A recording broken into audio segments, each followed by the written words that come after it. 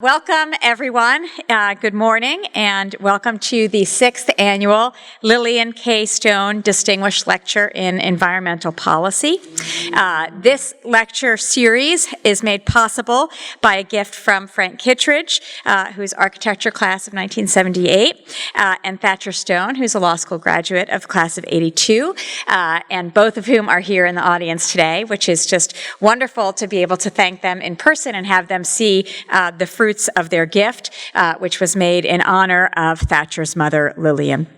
As a result of their gift, every year the Law School and the School of Architecture jointly host the Lillian K. Stone Lecture, and it is intended to help us maintain our long-standing commitment to educating our students and exposing them to issues of environmental law and policy, especially the National Environmental Protection Act, but environmental law writ large, the realities of climate change, and the need for interdisciplinary approaches required to confront changing realities of climate and the environment.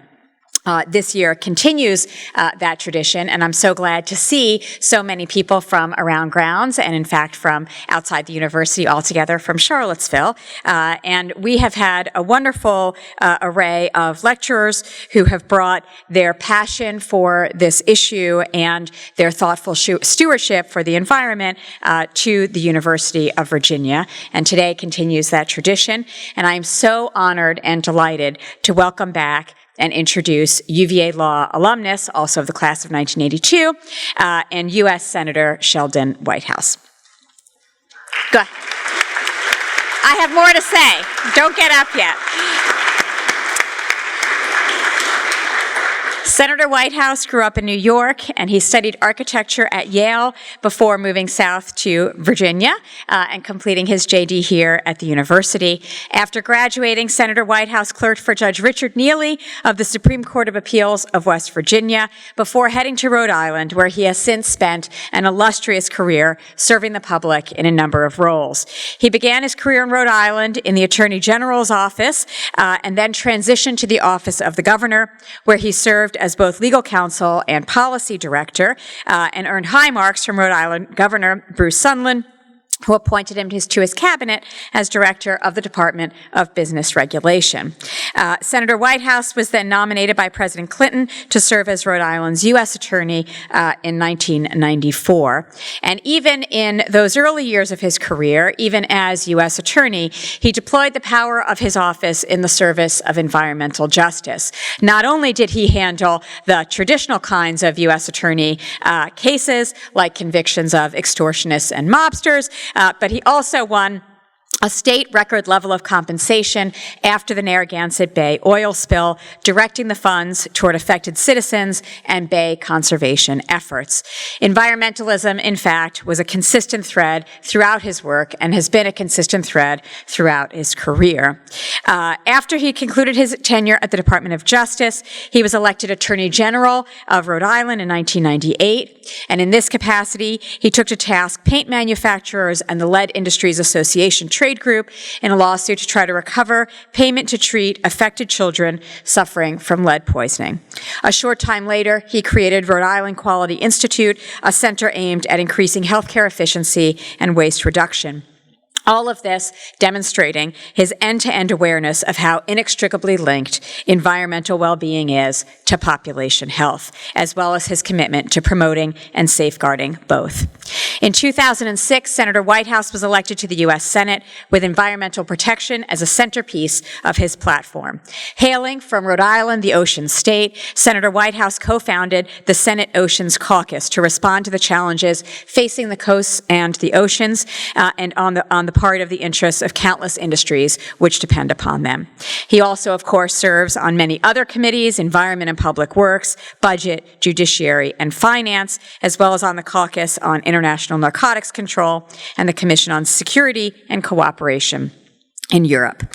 He has authored legislation to reauthorize the National Estuary Program and champion bills like Safeguarding America's Future and Environment, the SAFE Act, and the Mercury Pollution Reduction Act.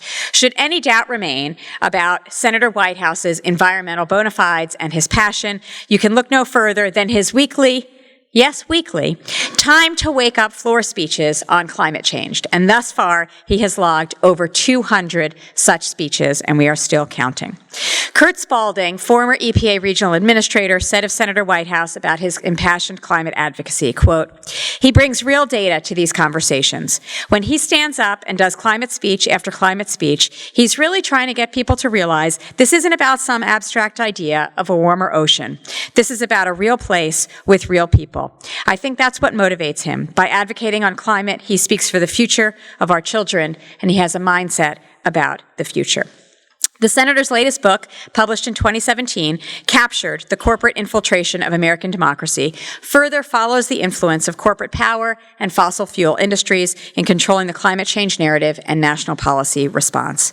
So as you can see, in big ways and small, from the beginning of his career until now, with both individual approaches and systemic ones, Senator Whitehouse has used his posture, his position, and his authority to serve as a clarion voice expressing the urgent need to acknowledge and address the threat of climate change. We are so humbled and honored to have an esteemed and august speaker for our Lillian Stone lecture today, and we are doubly proud that we can consider him one of our own. Please join me in welcoming Senator Sheldon Whitehouse.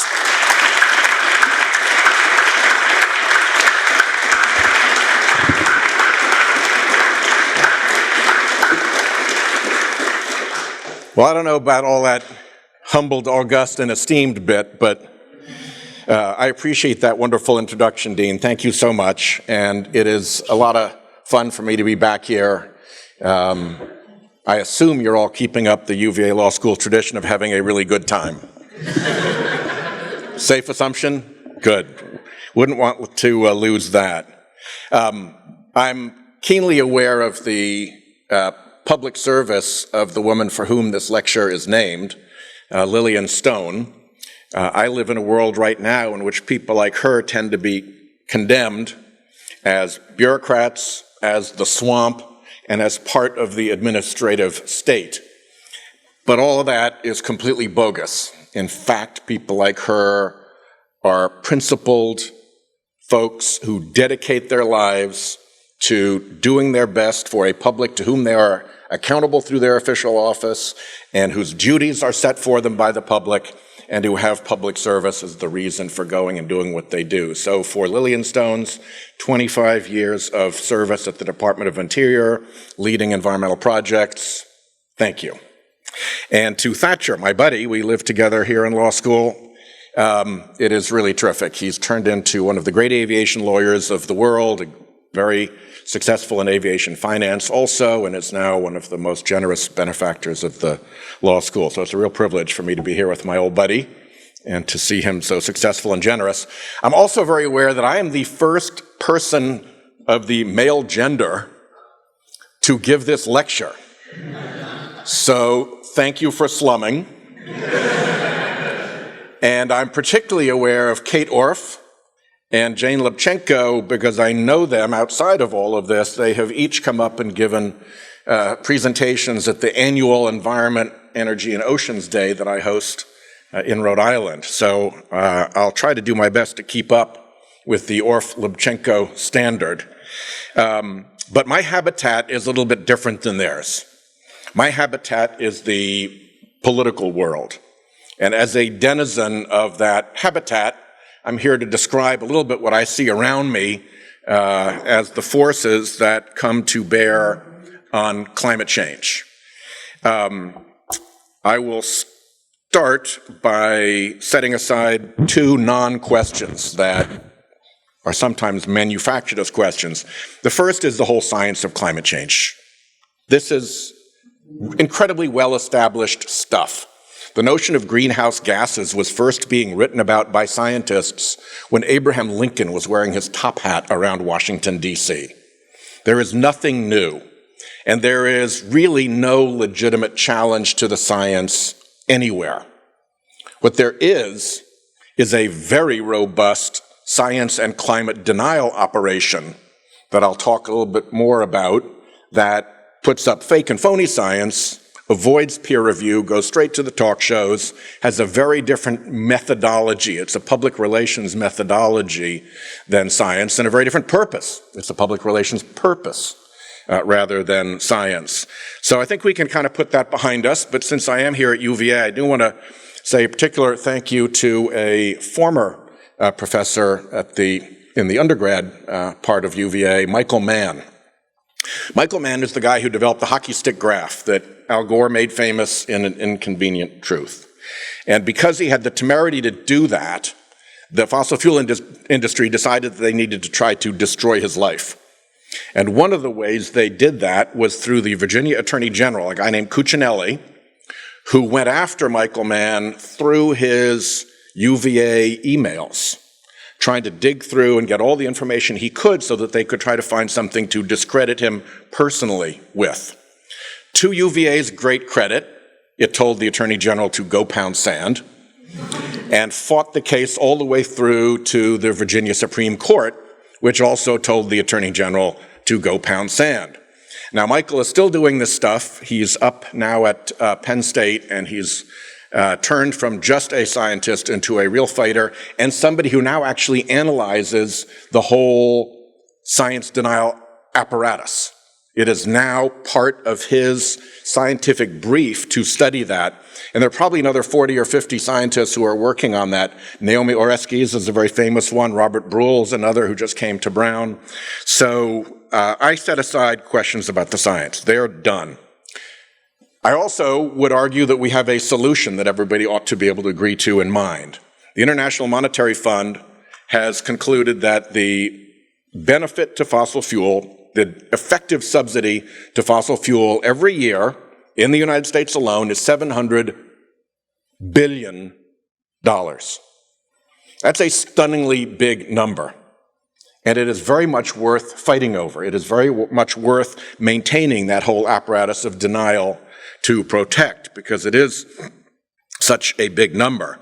But when you have that kind of an unfair advantage for one particular competitor in the energy market, one very easy way to fix that is to fill the gap, to take back the inappropriate subsidy.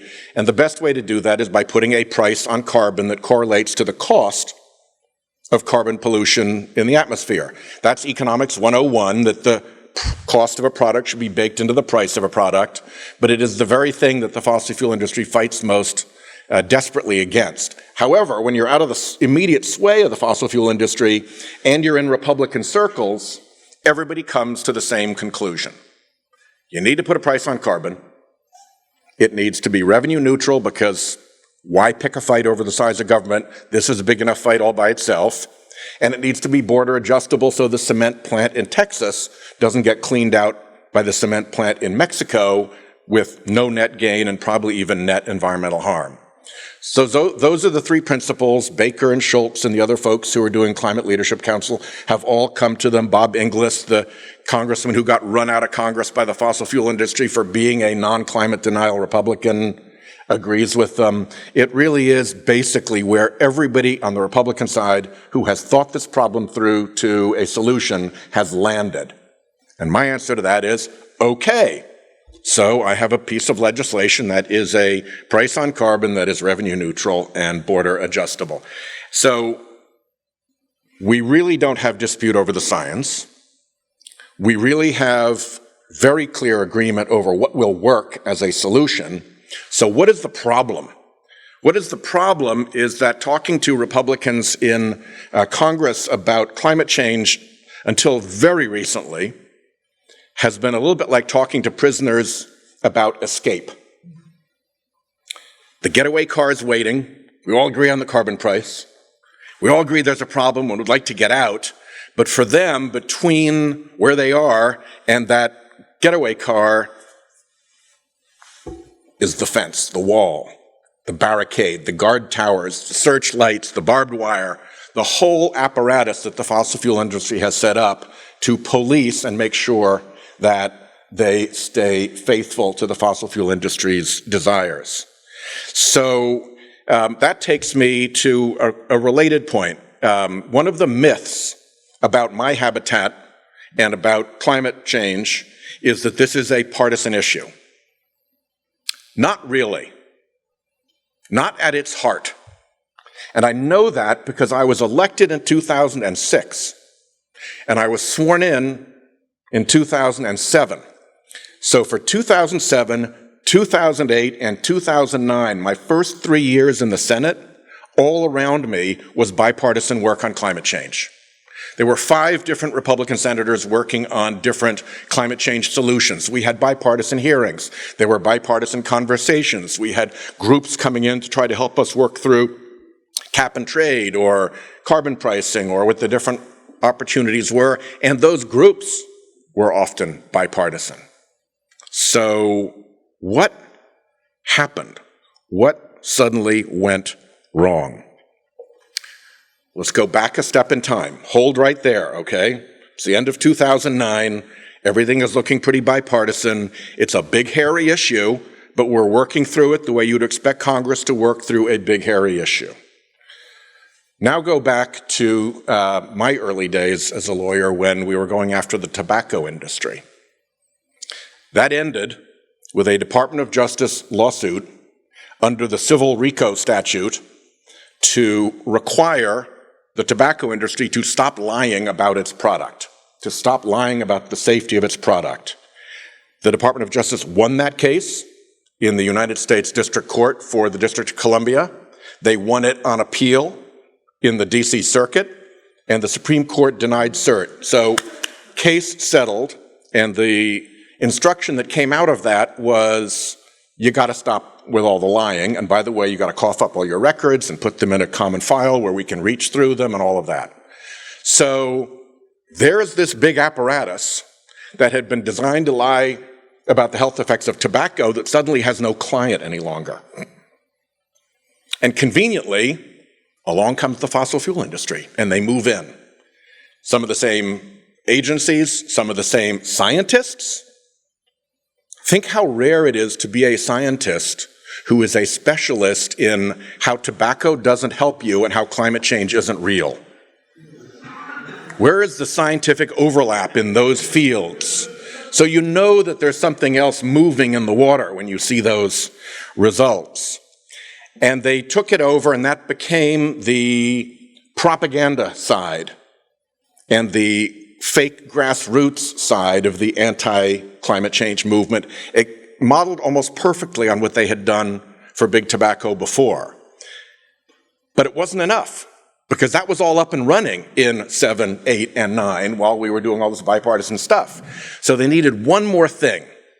And they got it in January of 2010 when they convinced 5 judges on the United States Supreme Court to render the Citizens United decision. That, too, came from the tail end of a series of decisions that began, again in Virginia. I'll keep coming back to various Virginia themes.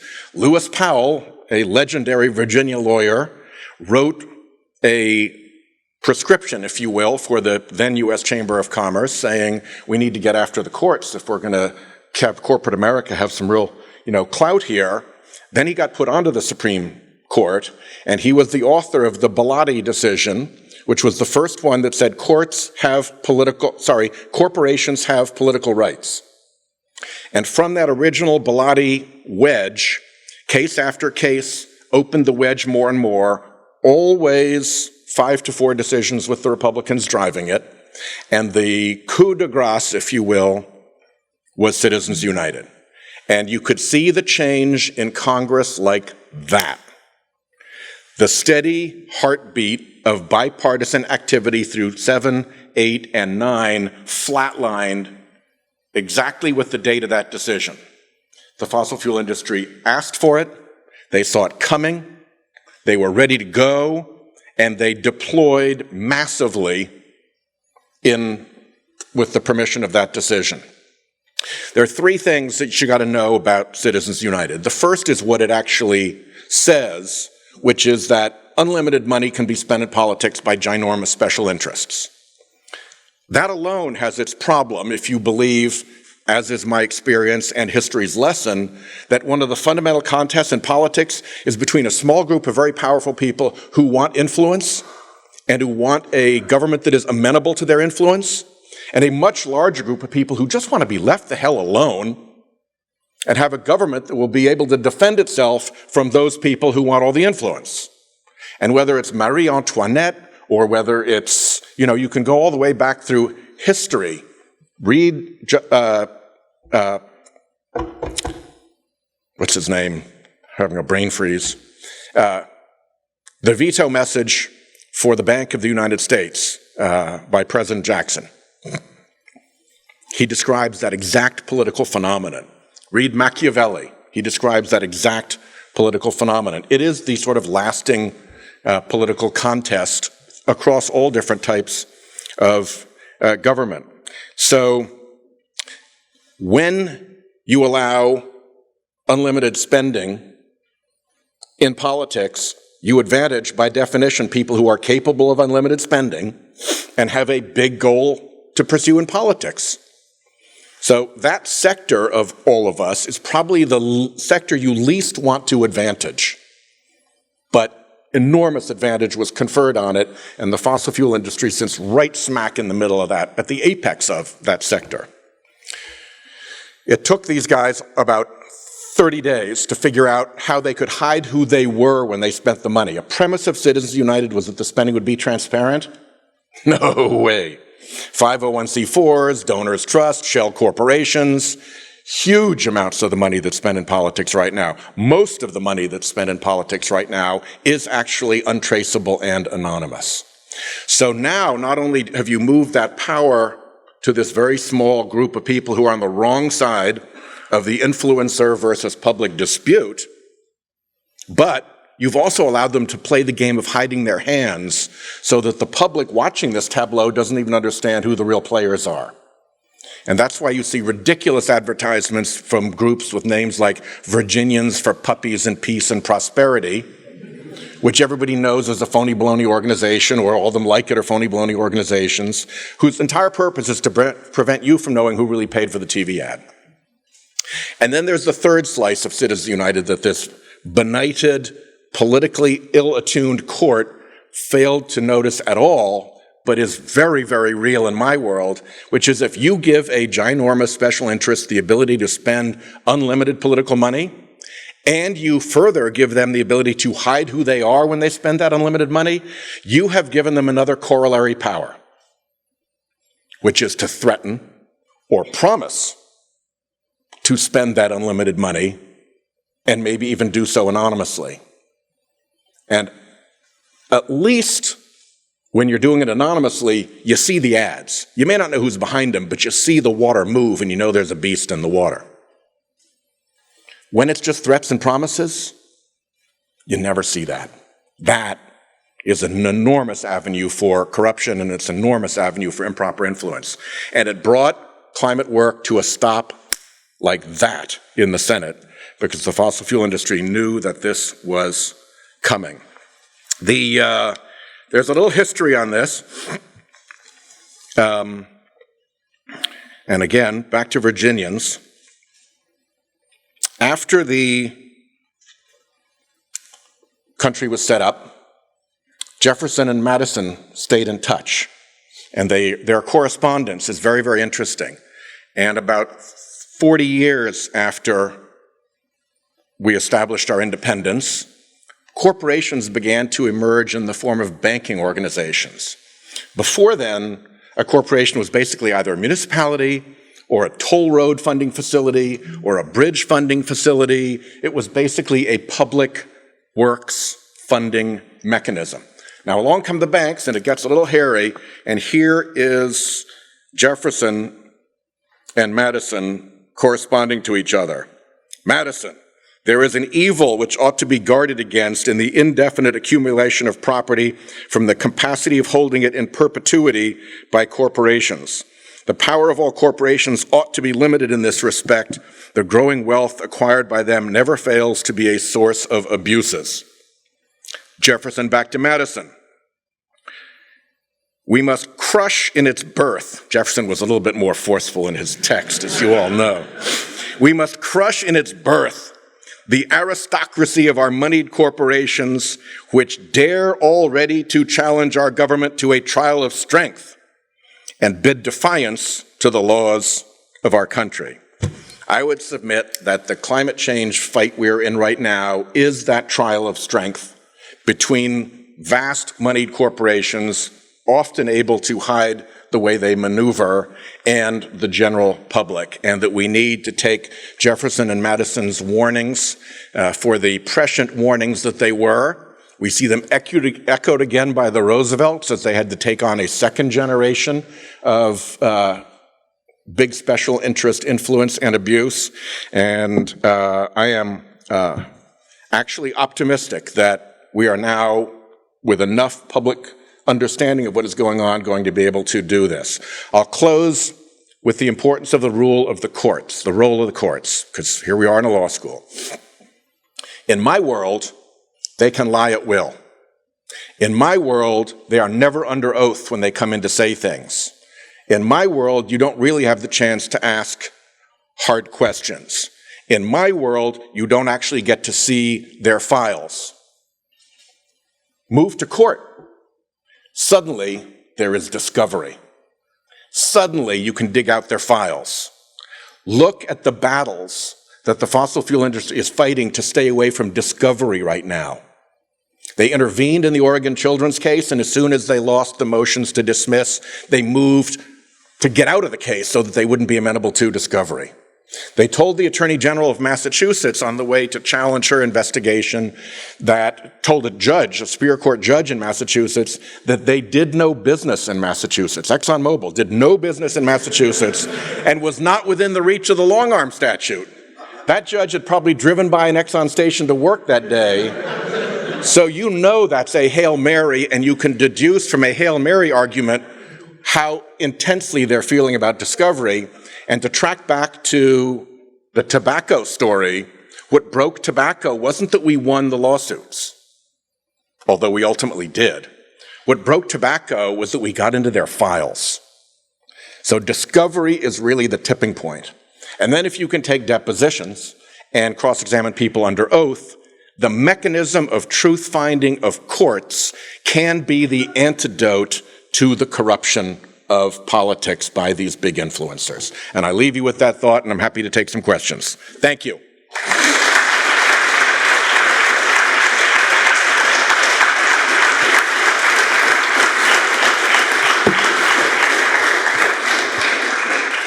So the senator has kindly agreed to take some questions, and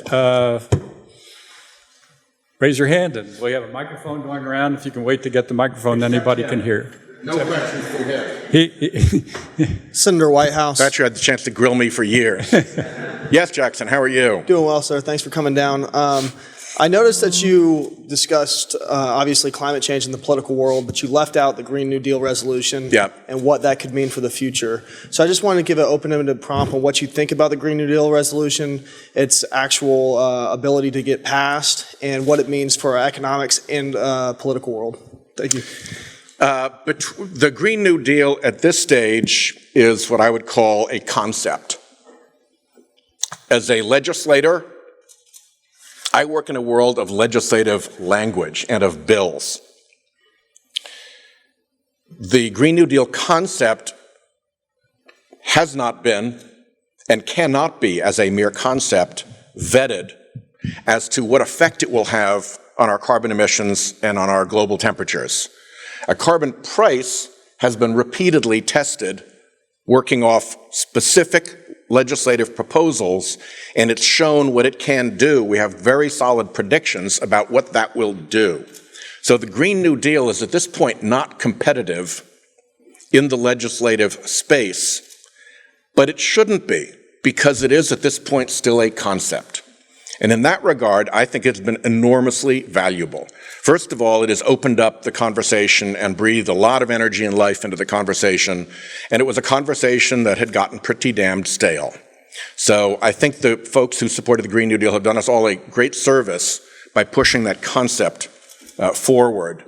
And second, I think it has opened the arena for trying to address the carbon problem.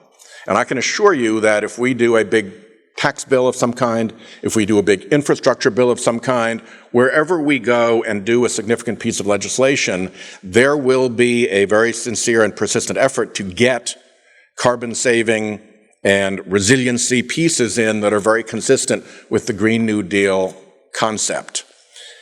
It plays into some mischief and trickery in my political world in that it took about 30 seconds for the Koch brothers to pay to have it cartooned, and it took about another 30 seconds for the Wall Street Journal editorial page to say, make them vote on it to have fun with our cartoon, and it took about another 30 seconds for Mitch McConnell to call that vote on the Senate floor. We basically, as a group of senators, said to him, the Democrats said, this is not sincere. There's no effort here to legislate.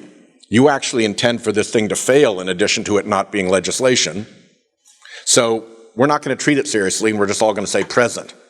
And virtually all of us did that, and that took the wind out of their sails. So the Green New Deal has an enormous conceptual power, an enormous rallying power around its concepts of fairness as well as climate relief. But where I come from, I want bill language. I want things we can vote on. I want to make a difference, and I need to know that what I'm voting on is going to keep us under 1.5 degrees centigrade. So that's my target, a bill with real legislation that keeps us under 1.5 degrees centigrade.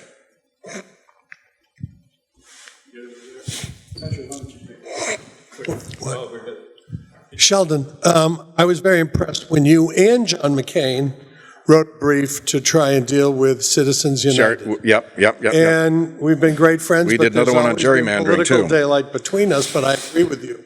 So what's going on now to challenge Citizens United? Are there any cases in the system anywhere that you're aware of? Not really. Our best shot was the case that John and I wrote the brief on, which was a Montana case.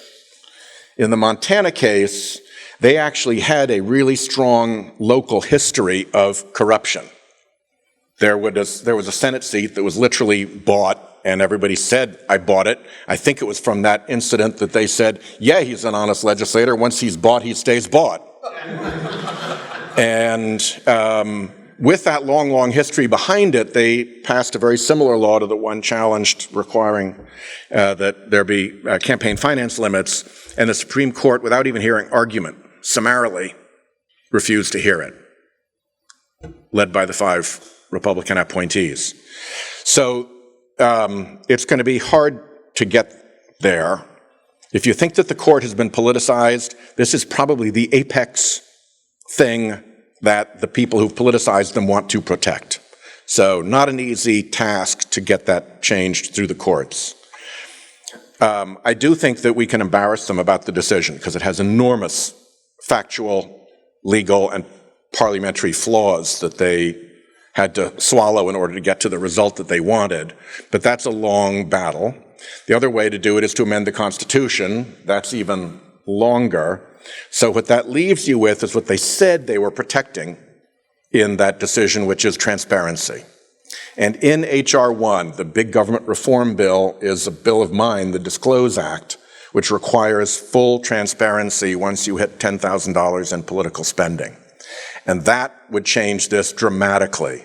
My gut, I don't have studies that show this, my gut is that you would diminish the unlimited kind of off-the-books spending that pollutes our politics now by more than half, probably by 2/3, if you took away the ability to make it anonymous. Because it takes the fun out of it.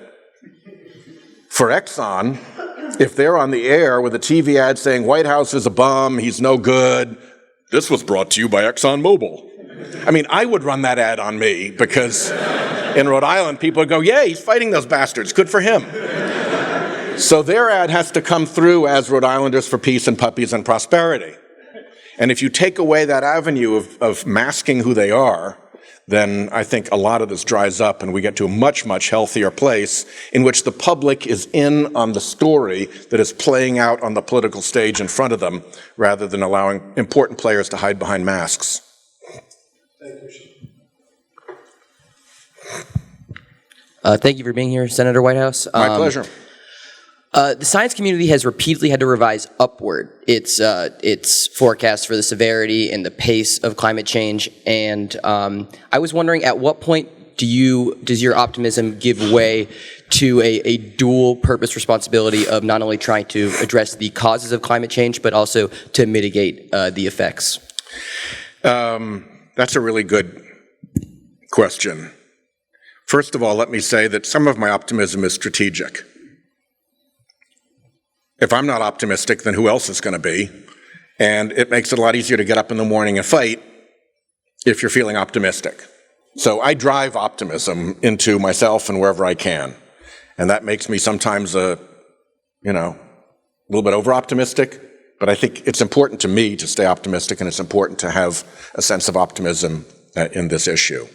We are going to have to prepare for very significant changes. This is like, the proverbial oil tanker or the locomotive. You can turn off the power, you can put on the brakes, and it's going to carry for quite a long time. And it's probably going to be a couple of decades before the follow-on turns, even if we were to stop things right now. And of course, we're adding to our carbon emissions right now. So the outcomes still have some pretty dire prospects. The one that I would add that we don't often think about, I'm a Foreign Service kid. My dad was a Foreign Service officer, my grandfather was a Foreign Service officer, my uncle was a Foreign Service officer. I grew up mostly in Africa and Southeast Asia and boarding schools where there weren't schools where we were. So I have a really deeply inculcated sense of the role of America in the world and how important it is that we are who we are, and how other nations see us differently than they do other powers like Russia or China or whomever, that we have what Bill Clinton used to call a power of example that goes back to Jonathan Winthrop and the City on a Hill, and that runs straight through as an enduring theme of our self-narrative about our country. And my problem now is that I consider that to be an extremely valuable asset to us from a national security perspective. And we are derogating that asset. We are dwindling and damaging that asset by the way in which we are conducting ourselves on climate change. It is hard to assert the power of your example. It is hard to convince the rest of the world that you are a city on a hill, while the method of government, the mechanism of government that you have championed, is corrupted by a big, obviously conflicted industry and won't do what is obviously necessary in order to get it done because of the extent of that influence and corruption. And I think that's a really tough message. And the worse things get, particularly in third world countries or in countries where people still live close to the land, the worse that anxiety and that pain and that suffering and that frustration of having your fishery gone, having the place you herded your goats no longer support them, having the farm products you grew no longer grow there. All of those changes are going to create resentments. And in our human species, resentments want targets. That's why we have a system of justice, so that that resentment can be captured, disciplined, and given a fair outcome so that we can move on peacefully as a civilization. One of my favorite quotes is Henry Kissinger once told me, all the great revolutions of the world have occurred from a confluence of resentments. And we are now creating resentments at a wholesale pace with our behavior while we are busily damaging our own brand. And that's a bad combination for the city on the hill. Yeah. So I think no matter how well 2020 goes for the Democrats, it seems unlikely that there will be 60 votes in the Senate. I'm curious, in light of that, in order to pass the climate change legislation we need, if you think small d democratic reforms like getting rid of the filibuster or maybe adding DC or Puerto Rico within one of the states are necessary. The problem with those is that it takes legislative work to get them done. And a lot of the opponents of climate change are going to be opponents of those measures as well. If it came down to we have the majority and we have the ability to put through a serious climate bill and get going, and it takes breaking the filibuster that one time to do it, I think we got to put that notion in play because this is such a vital, vital, vital issue. But I'm skeptical of it generally. To me, the path to victory is to break the back of the climate denial apparatus and to point out some of the dishonesty that's taking place out there. You've got fossil fuel industry CEOs who say, climate change is real, I know my product is causing it, and I support a price on carbon as a remedy. And they're lying. Because their entire armada of propaganda, electioneering, fake science, and lobbying is still 100% dedicated to telling every member of Congress that if you believe those ideas, we're going to squash you. So they're playing a double game, saying one thing for the public's consumption and doing something exactly the opposite through their entire vast armada of political apparatus. So pointing that out puts them on a very difficult spot.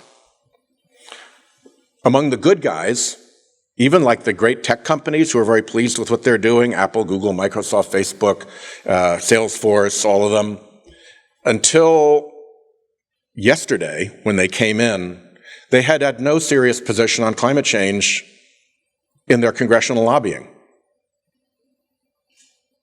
If you're a Republican senator and you're looking around for a friend who's going to have your back when the fossil fuel guys come after you, and you can't go to the biggest companies in the world who advertise themselves for being green and have within their tech sector actual green energy companies and expect any support, that's a tough fight. I used to needle my friend John McCain about this because I was hoping that he'd be my breakthrough pal to get this done. And at one point I needled him enough that he popped off and he said, "God damn it, Sheldon, you know perfectly well that I'm willing to take on dangerous missions for my country." Had to concede that point. He said, "But don't ask me to go on suicide missions." And so we need to change it so it's not a suicide mission any longer. If good guy corporate America stepped up and took an interest in climate change in Congress, if they brought to Congress the same policy that they're deploying within their corporate sector, within their, in many cases, supply chains, you could basically roll the fossil fuel industry. I mean, they're really determined, but up against all those guys, they're not that big. The other side just isn't showing up. And the immediate point of conflict right now is the United States Chamber of Commerce. There is a lot of dissension within the chamber about what it's doing. It's the biggest dark money spender in the country. It is running ads against people on climate change. It is completely dedicated to stopping climate action. And the vast majority of its corporate board members disagree with that position. So if we could force a situation by spotlighting that from Congress and from the public, where they have to say, oops, we held out for you guys as long as we could, but now we got to throw in the towel or we're going to be permanently damaged. That shift of the US Chamber suddenly becoming a non-antagonist to climate action would be like the biggest tree falling in the forest. It would be a crashing sound that every single forest denizen heard. It would rock my habitat. On a similar note, given the current composition of the Supreme Court and the fact that it's probably not changing, anytime soon if you were to go in the judicial route, it won't work or even make cement unfavorable precedents? The Supreme Court is in a tough contest right now between its desire to serve these particular interests and its desire to protect its reputation. And I think they've gotten a little bit over their skis because we have not been very good at calling them out. With the arrival of Justice Kavanaugh as a flagrant partisan from his display in the hearing, I think Roberts is very anxious that now, if he keeps doing what he has been doing, with that Kavanaugh flare still shining and flashing on the court, it will be much more noticeable. He won't be able to do it sub silencio. He'll be outed for what they have done. So I think that they're going to try to backtrack a little bit on this. I would hope that in the interests of a whole variety of legal and juridical principles, they would backtrack on Shelby County and on Citizens United. There is something very wrong when an appellate court makes factual findings. You've all learned that appellate courts aren't supposed to make factual findings. When they make wrong factual findings, false factual findings, that makes it even worse. When events after the decision prove indisputably that their factual findings were indeed false, and they don't go back to correct, that's another signal about what their intentions were and of a politicized court. So I think that the more the people tear apart Citizens United and the more it and Shelby's factual premises are pointed out as false ones, the more there's a chance that they'll, a little bit like the chamber guys say, okay, guys, we gave it the best shot. We knocked out the Clean Power Plan. We did everything we could to help you for a decade or more, but game's up. Now we've got to go back and rebuild the credibility of the court. So I'm hoping that that's the way that turns, because I put Citizens United into like Dred Scott type quality of bad decision making. I think it's one of the 4 worst decisions the Supreme Court ever rendered. Do one more question. So I want to thank you for coming here to talk about some of the issues that we're currently facing. You talked about some of the issues, and then you also talked about with Jackson's question about there's just a concept out there. We've been working on this issue for a while, so I'm just wondering what kind of answers do you have for us that you're pushing? Like, do you have a bill currently that we can we're actually going to file it again. I filed it in the last 2 Congresses, and I'm filing it again this coming week. We're probably going to have 5 senators on it. We've kept other senators off for a while to try to just have it be Brian Schatz and I, the 2 of us. Because once you get 10 Democrats on a bill, it's harder for a Republican to get on it. So we've tried to keep the numbers down, but we've opened it up to a group of Democratic senators who've been knocking on the door saying, I want to get on your bill, I want to get on your bill, I want to get on your bill. And we're finally saying, okay, we'll let the ones who knocked get on the bill, and we'll have a small handful. It's a carbon price. It's about $54 per ton now. It's got a 6% accelerator. It is revenue neutral. The money all goes back. It goes back through a offset to your opening payroll, the opening amount of your payroll tax. It'll be about $1,000 per person, with a similar benefit for people on Social Security and veterans benefits who aren't earning payroll tax, so you want to reach them as well. And then there's a hunk of it. It's probably going to, we're still working on the scoring, which is one of the reasons it's probably going to be about a $2.5 trillion bill. So it's a lot of money moving. And that's why we need to make sure it all goes back out to the public as quickly and seamlessly as possible. But I've put a chunk of it aside, which would be a couple of $100 billion, to go out to states. Because states, qua state, have their own agency in this fight. And they're all very different. If you're West Virginia, you probably want to take care of all your miners' pension plans, take care of all their health and welfare plans, figure out what you can do to make sure that the transition is not too hard for people who worked hard and honorably in dangerous work to grow our country. If you're Wyoming, you're looking at 1/3 of your state revenues coming off of fossil fuel fees and licenses. So if John Barrasso, my chairman on the Public Works Committee, can't go home to Wyoming and say, okay, here's a solution if we do this that will help the governor and the legislature with that, he's got a problem. In Rhode Island, we're looking at 9 feet of sea level rise. Rhode Island is not a big place. We don't have a lot to give back to the ocean. You look at the map of what Rhode Island looks like afterwards, it is an archipelago. This is like, I laugh and you laugh, but it's deadly serious. Those are people's homes and businesses and lives that are going to be affected. So we have to, every state is going to have a different thing. So we've got a state set aside, but other than that, it's money all back, and we believe we will meet World Trade scrutiny. We've had it run through World Trade lawyers with our border adjustment. So that, again, you're tariffing people who don't have a similar carbon price. One of the good things about a carbon price, because this is a global problem, you've got to get other countries to do it.